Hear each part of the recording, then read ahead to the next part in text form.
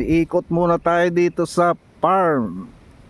Tuyong-tuyong paligid, napakainit.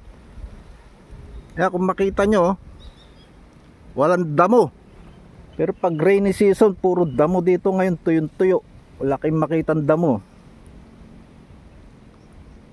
Mamaya puntahan ko yung kambing. Asan kaya yun?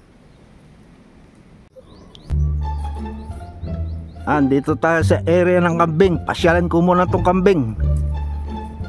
Ito yung pinakabunso, yung anak nung inahin na kambing. Malaki na, oh. May gitsang taon na yan.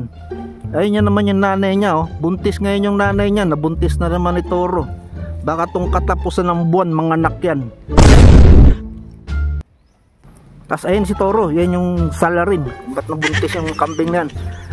Pakita ko sa inyo itong area dito.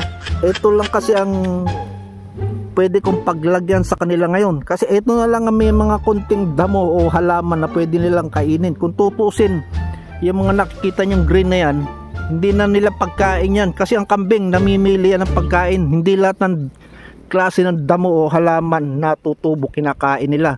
Pero sa ngayon kasi no choice sila. Ayun, pinagtsatsagaan na nga ng inahin kung ano yung nandun. Kasi wala na ibang damo eh. Tagtuyo ngayon. Summer tapos El Nino, halos patay lahat ng mga damo na yung kasama do sa diet nila. Halos wala yan. Tuyong-tuyo. O yan ang update ngayon dito. Kawawa naman itong mga kambing. Pati yung baka, ayun yung baka, oh, namamayat. Sobrang init kasi wala mga damo. Limitadong pagkain nila ngayon.